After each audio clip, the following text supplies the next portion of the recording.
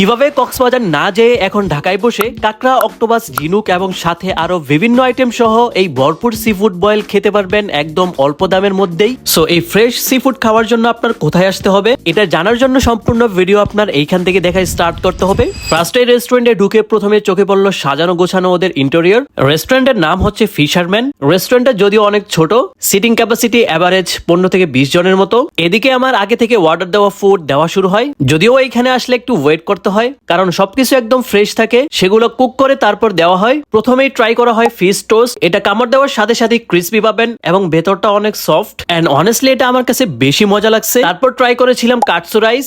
রাইসের থেকে একটা সুন্দর স্মেল আসতেছিল এন্ড এটা যখন আমি কাটসু রাইসের সাথে খাচ্ছিলাম একসাথে খেতে এটা অনেক বেশি মজা লাগে এন্ড কোয়ান্টিটিও ছিল অনেক, মানে আপনি যদি বেশি খাদক না হন তাহলে অনায়াসে এটা দুজন খেতে পারবে। এন্ড তারপর মাহফুজ ব্রো ট্রাই করে সি ফুড বয়েল। এইরকম সাইজের একটা অক্টোপাস, একটা কাঁকড়া, একটা চিংড়ি এবং ঝিনুক এবং সাথে আরো ছিল সুইট কর্ন, স্কুইড, সসেজ, মানে একটা সি ফুড বয়েলে যা যা থাকা দরকার সবকিছুই ছিল। এটা অনায়াসে 2 থেকে 3 জন খাওয়ার মতো এরকম সাইজের একটা সি ফুড বয়েল ছিল।